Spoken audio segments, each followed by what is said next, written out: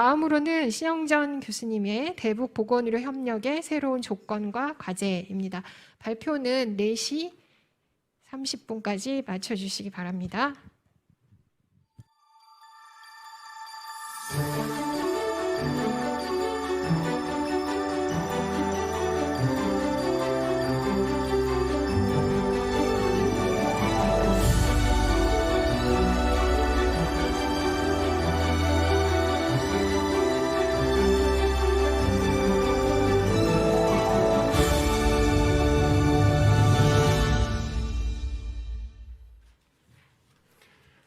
안녕하십니까. 한양대학교의과대학 보건대학원에 있는 신영재입니다.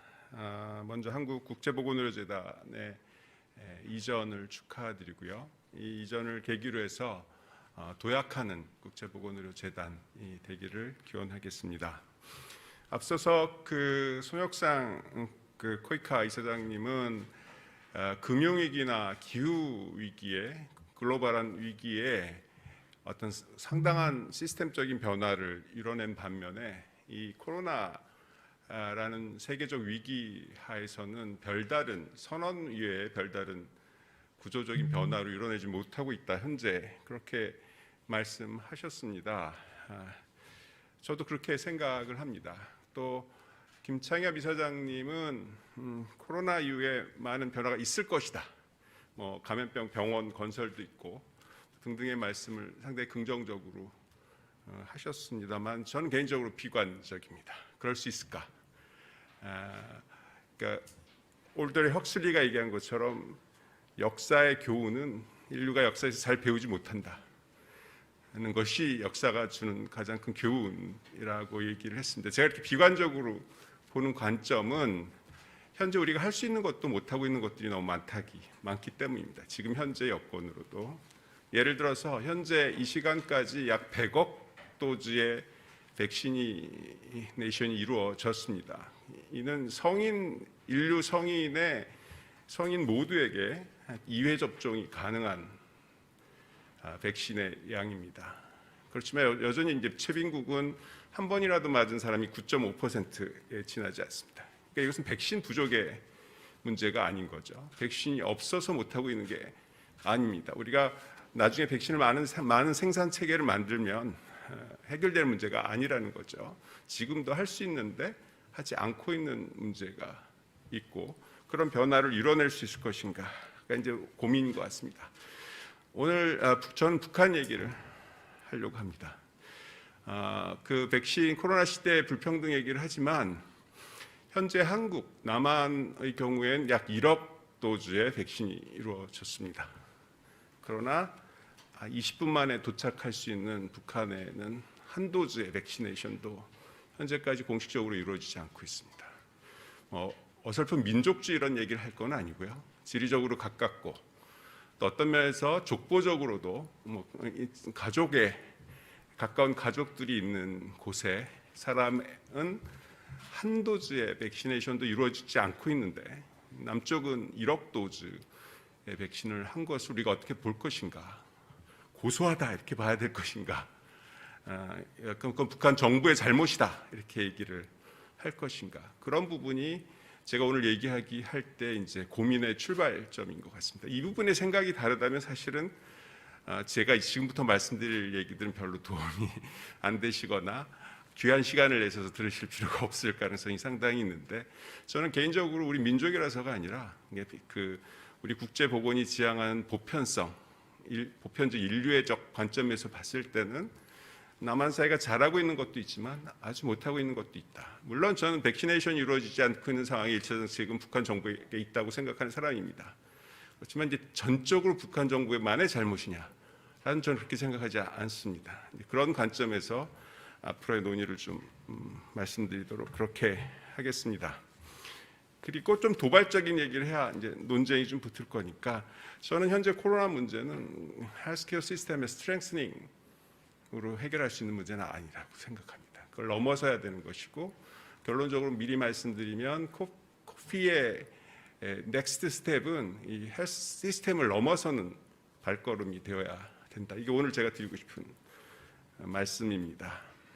북한 최근 현황은 모든 이슈가 아시다시피 그 미중 미소 갈등, 국제 정치, 오늘 뭐 김태균 교수님 모셔서 제가 말씀드릴 내용은 아니지만 하여튼 모든 이슈가 그 미중국 갈등이라는 국제 정치에 묻혀서 다 블랙홀처럼 다 따라 먹고 있습니다. 무슨 얘기를 할 게 없습니다. 왜냐하면 북중 관계, 미중 관계가 어떻게 개선되느냐 이거가 돼야 뭐 그다음 디테일 얘기를 할 수 있는데 이것이 워낙 강력하게 긴장이 증대되고 있기 때문에 사실은 다른 얘기를 꺼내기가 어려울 정도의 상황이 현재의 상황입니다. 거기에 이제 북핵과 관련된 북미 관계가 개선되고 있지 않은 거고요.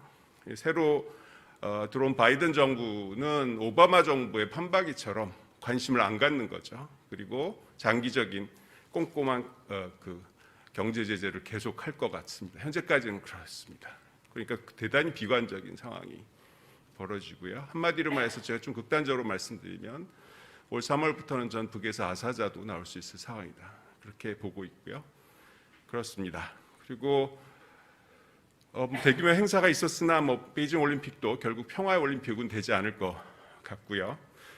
북한도 참석을 안 하겠다고 얘기했습니다. 국제보건 분야에서는 계속 변이가 발생하고 있고요. 백신 코백스는 실패했고요. 한미 정상 간의 글로벌 보건 안보 구상을 제안했지만 저는 반대하고 또 제가 반대하지 않더라도 작동하지 않을 거라고 보고 있습니다. 그리고 작동해서도 안 된다고 생각합니다. 그런 상황인데 그 얘기부터 말씀드리면 이 글로벌 보건 안보 구상은 대단히 구조적인 문제를 갖고 태어났습니다. 우선 친미 국가들로만 구성을 했다는 거죠. 그것은 기본적인 국제보건의 보편성을 무시하는 접근 방식입니다. 중국이 빠져 있고요. 그렇기 때문에 한국 입장에서는 설령 정상 간의 약속을 했음에도 불구하고 여기에 적극적인 역할을 할 수가 없습니다. 중국이 옆에 있는데 저희가 중국을 배제한 얼라이언스를 해서 적극적인 역할을 할 수가 없죠. 또 이 글로벌 안보 구상에는 한국의 세균전과 관련된 실험실 설치한 프로젝트와도 연결이 돼 있습니다. 그런 프로젝트가 가동되는 것을 또한 중국이나 북한이 동의하기가 어려운 구조적인 문제가 있다. 이것은 코로나를 넘어서 이 헬스 시큐리티라는 것, 감염병이라는 것들이 거의 국제 무기의 하나로 등장하는 그런 상징적인 조직이기 때문에 이 조직은 저는 개인적으로 대단히 비관적이고 또 작동할 수 없을 것이다. 또 한국이 역할을 할 수 없을 것이다. 이렇게 이제 보고 있습니다. 그런 거에 비해서 또 한국의 상황은 뭐 전시작전권이랑 정전협정, 대통령 선거들이 있죠. 보건 분야에서는 한국도 힘들고요. 그다음 네피라고 제가 줄여서 말씀드릴 텐데 그러나 그 와중에서도 동북아 방역협력체를 제안하고 있습니다. 동북아 방역협력체는 아시는 분은 아시겠지만 한국, 미국, 중국도 들어옵니다. 중국이 들어온다는 게 굉장히 중요합니다. 중국, 러시아, 일본, 몽골 그리고 북한도 들어오기를 요청하고 있는 조직입니다. 이 조직은 적어도 지금 현재 거의 영향력을 발휘하고 있지 못하지만 앞서 얘기한 이 글로벌 보건 안보 구상보다는 훨씬 그 명분으로나 구조적으로 좋습니다. 왜냐하면 중국과 미국이 다 들어와 있는 거죠. 북한과 한국이 들어와 있고 일본이 들어와 있고 러시아도 들어와 있고 저는 이 그룹이 작동하는 것이 훨씬 더 바람직한 것이다. 게다가 앞서 말씀드린 이 그 선도 그룹은 기본적으로 WHO를 무시하고 리프레이스하려는 그런 구조이기 때문에 또한 전문가로서 동의하기가 어렵다 이렇게 보고 있습니다. 그래서 문재인 대통령이 네피를 주장을 했고요, 출범을 했습니다. 여러 가지 제한 이유가 있었고 배경이 있었을 거라고 생각하고요. 가장 중요한 것은 이 코로나를 계기로 해서 이게 일국적으로 대응할 수 없다는 것들이 너무나 명확해졌기 때문에 뭔가 네트워크가 필요했죠. 그런데 이 지역적 네트워크를 꾸리는 부분에서 저는 중국, 한국, 일본이 적어도 동북아시아에서 상당히 그 주도적인 역할을 하는 것이 맞다. 그리고 그런 것들이 작동하려면 그 북한이나 몽골도 들어와야 된다. 이런 구도로 봐서는 전 이 구조를 제안했던 사람 중에 한 사람으로서 저는 이게 더 타당성이 있다라고 생각이 됩니다. 하지만 현재 5번의 국장급 화상회의가 있었지만 사실은 실질적인 성과물들은 거의 없습니다. 몽골의 일부 의약품이나 기자재를 제공했고요. 뒤늦게 일본이 참여해서 이제 북한만 빠져 있는 이 정도의 형식적인 틀을 갖춘 거 이외에 실질적인 성과를 못 내고 있는 조직이 되고 있는 상황입니다. 최근에 5차 화상회의가 진행된 걸로 알고 있습니다. 그리고 이건 또 외교부가 주도하고 있었어요. 사실 이 상황에서 외교부가 주도할 사항은 아닌데 외교부와 보건복지부의 이 역시 칸막이가 이게 여전히 개선되지 않고 있다는 양식을 이제 확인할 수가 있습니다.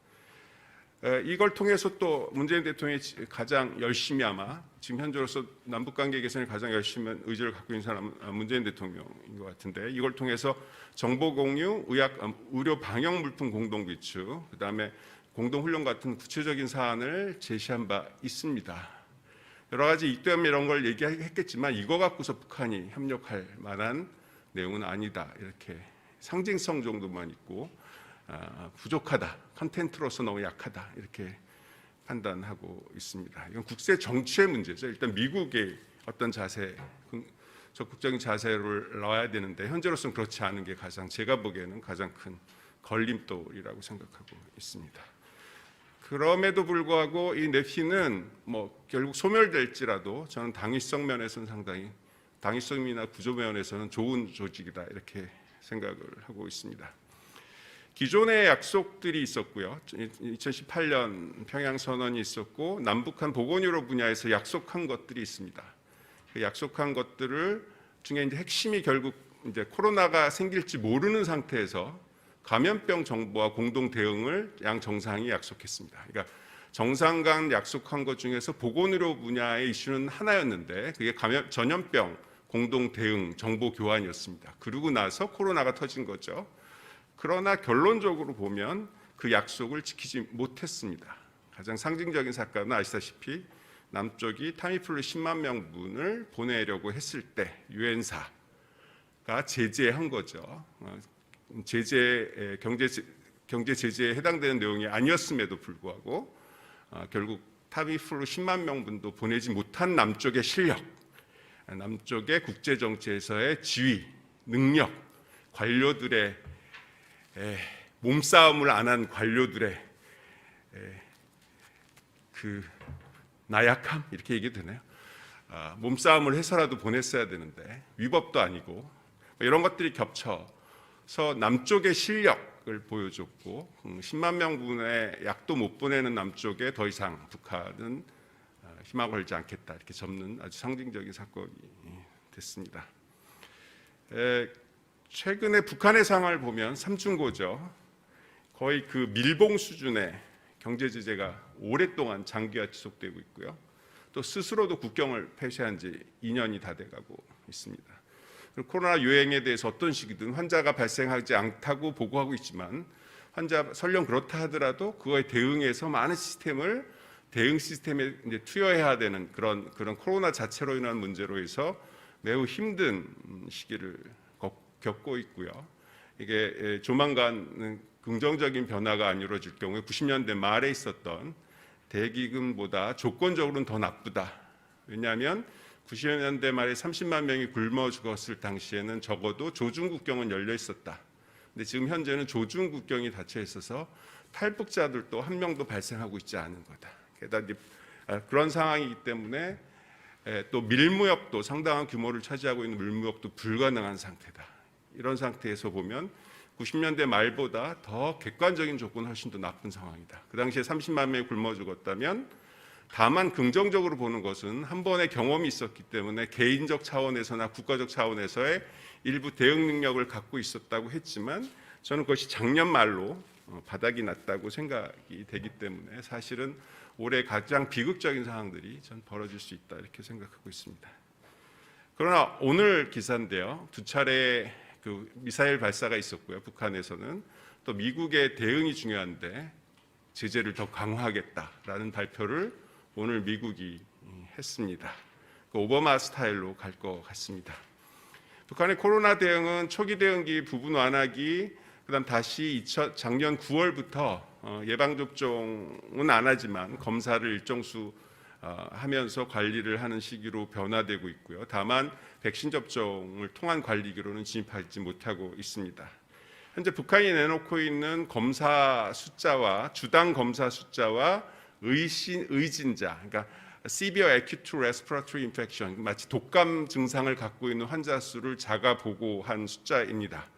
그거에 따르면 하루당 한 200명 정도의 검사를 하고 있는 것으로 되어 있고요. 이게 사실이라고 하면, 그리고 독감 환자가 주당 약 100명 정도 발생하고 있는데, 역시 이제 코로나는 한 명도 없다가 이제 공식적인 입장입니다.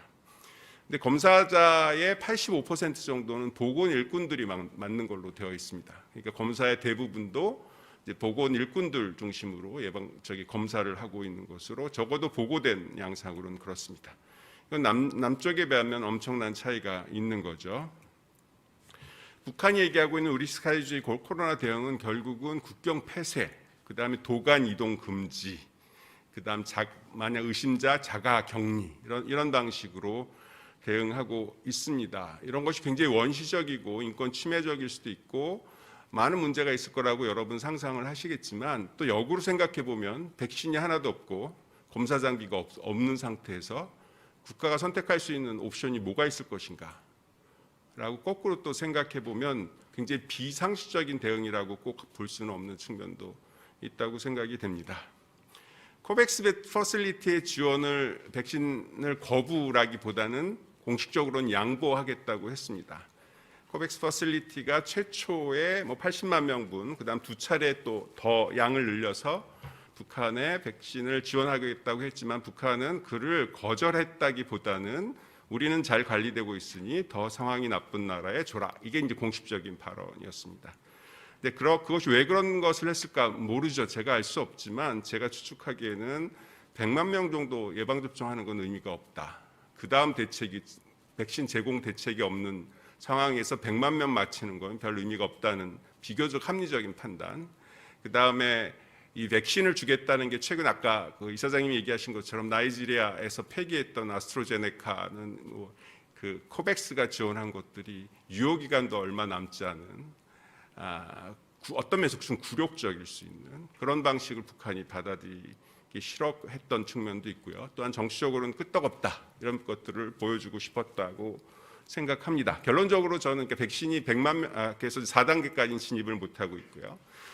북한의 코로나가 정말 발생하지 않았냐, 이게 많은 사람들이 관심이 있고, 저는 개인적으로 발생했을 거라고 생각하는 사람에 속합니다. 왜냐하면 초기 한 2달 정도가 조중국경이 열려 있었기 때문에 발생하지 않을 수 없었다. 이게 이제 저 판단임에도 불구하고, 그렇지만 이제 상징적인 사건들이 이제 상황을 보려면 이제 오피셜 레포트가 아니라 계속 그 북한 텔레비전을 매일 보는 수밖에 없는 건데, 작년도 7월에 노병자 대회입니다. 70, 80대 노병들, 굉장히 리스키한 그룹들을 몇 천 명 가까이 실내에서 마스크 없이 행사를 진행하고, 이 자리에 김정은 위원장이 참여해서 역시 마스크 없이 1시간 30분 가량 연설을 하는 걸로 봐서 2020년 7월 당시에 극단적인 유행은 없지 않았겠는가, 이런 식으로 이제 추정하는 거고요.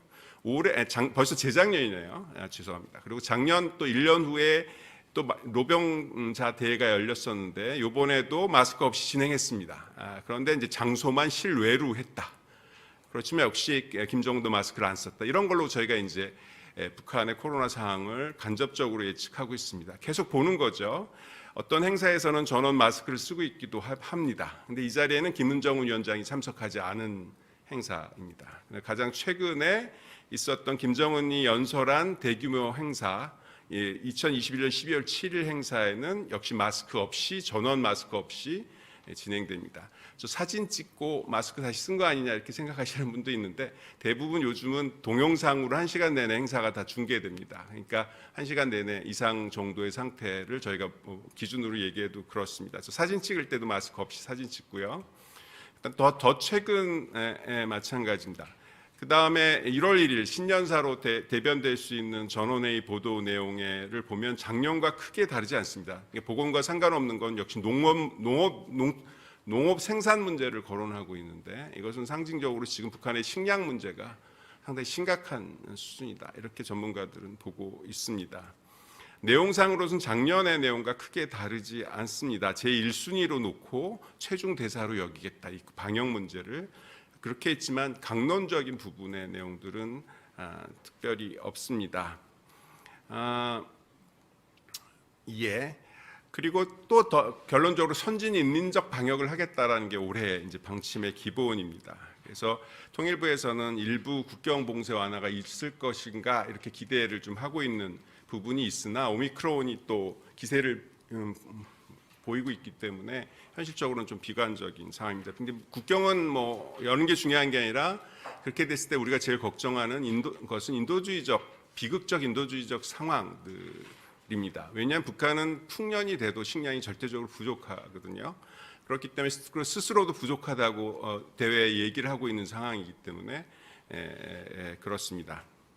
새로운 조건 부분에서 말씀드리고 싶은 것은 저는 이미 다 아시는 얘기이긴 하지만 앞서서도 발표도 나왔지만 2018년 11월 제가 오랜만에 평양에 갔을 때 북쪽 사람들이 저를 데리고 간 곳은 협동농장이었습니다. 이제 북한은 도시 지역을 제외한 곳은 사실상 농촌형 사회이기 때문에 농촌형이 대부분인데 그것이 대부분 우리가 아는 협동농장 형식으로 구성되어 있습니다. 이 협동농장을 제가 처음으로 방문해서 이제 꼼꼼히 볼 기회가 있었는데 한마디로 협동농장은 생산, 소비, 교육, 문화 모든 것이 그 협동농장 내에서 자체 충족적으로 작동되는 단위입니다.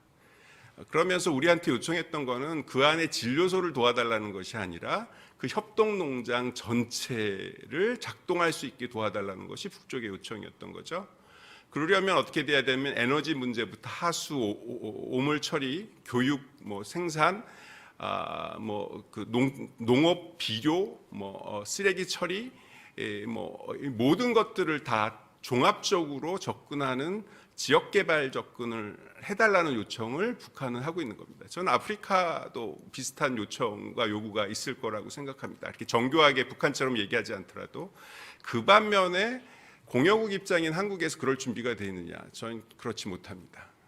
보건의료 전문 지원 전문 단체가 있고 연탄 전문 지원 단체가 있고 각각 개별적인 지원이 가능하지만 지역 단위 개발로서의 통합적 접근을 할 역량이 한국 사회에 있느냐? 저는 대단히 부족하고 그것이 안 되는 이유는 아까 얘기한 것처럼 부처 간 연결도 안 되기 때문에 책임 소재도 나눠져 있기 때문에 아직 우리가 준비되고 있지 않다.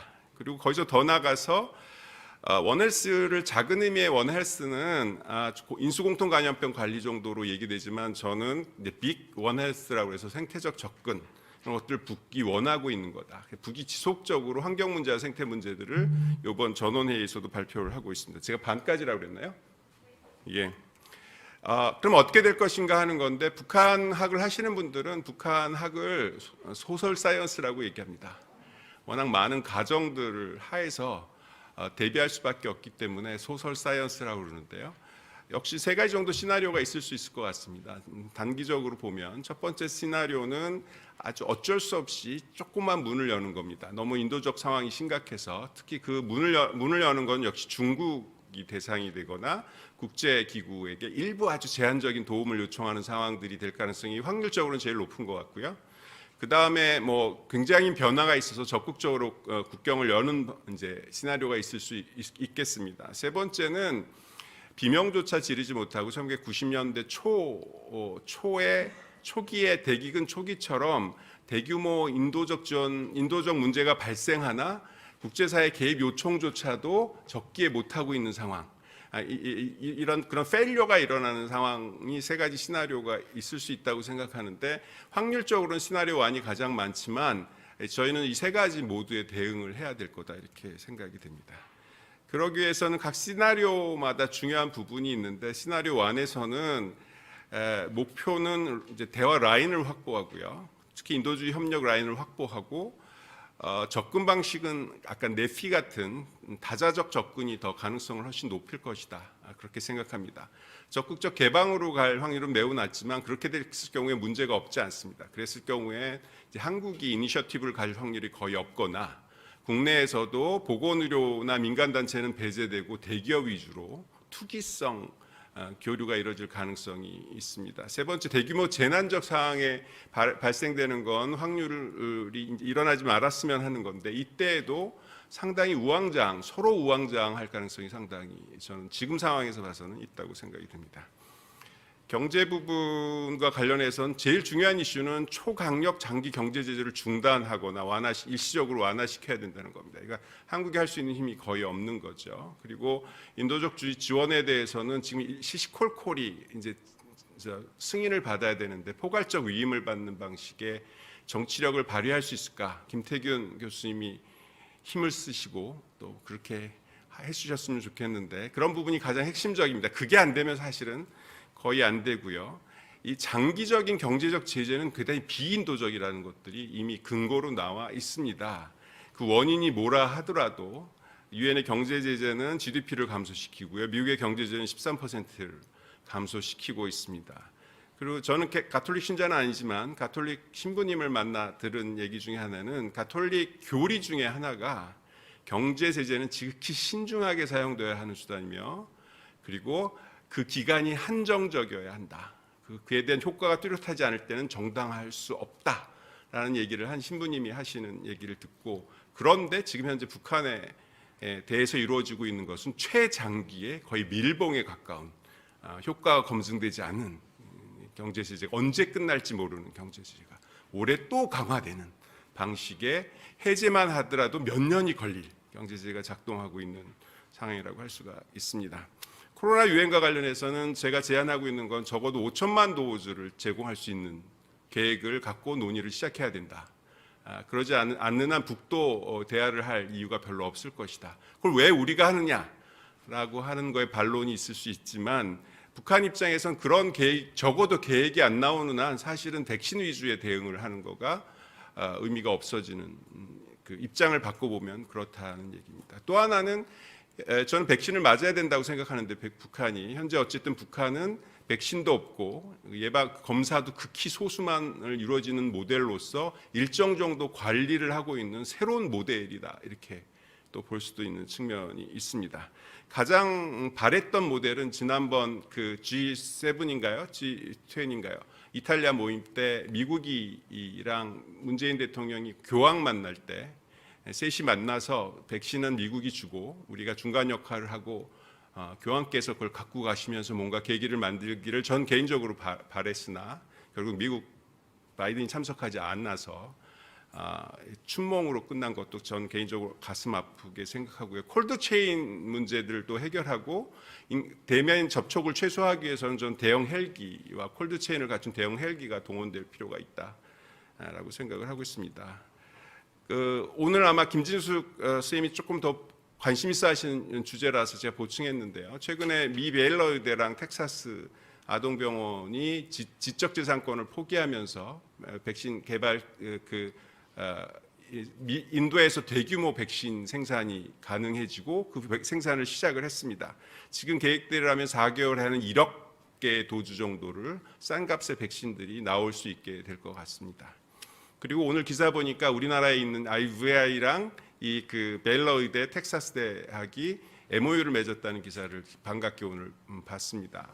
그래서 저는 북한이 원하는 것은 아마 이 백신 이전, 방글라데시나 인도네시아, 보츠와나가 백신 생산 기술을 전수받은 전례가 있기 때문에 북한은 아마 제1차로 이걸 원할 것이다. 스스로 이 백신을 생산할 수 있는 그래야 앞으로 대응을 할 수 있을 테니까 아마 그래서 우리가 이거에 대해서도 관심을 가져야 될 거라고 생각하지만 또 이것도 쉬운 문제가 아닙니다. 그래서 저는 투 트랙을 제안하는데 그 과정도 진행하되 그 과정도 진행하되 함께 단기적으로는 인도 생산 백신 대규모 도입 지원 부분을 민간단체나 국제사회나 한국사회가 적극적으로 검토할 시점이 아닌가 저는 그렇게 생각이 됩니다. 코로나만 필요한 게 아니고요. 지금 북한에는 식량이 부족합니다. 그리고 기본적인